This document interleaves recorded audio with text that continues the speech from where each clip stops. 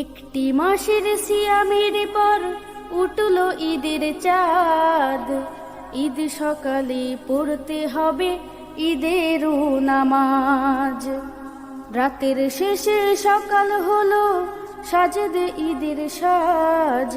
রাতের শেষে সকাল হলো সাজদে ঈদের সাজ। সবাই মিলে পড়তে ওয়াজিব ঈদের নামাজ। সবাই মিলে পড়তে ওয়াজিব ঈদের নামাজ। বছর ঘুরে আইলো ফিরে শান্তি সুখের ঈদ।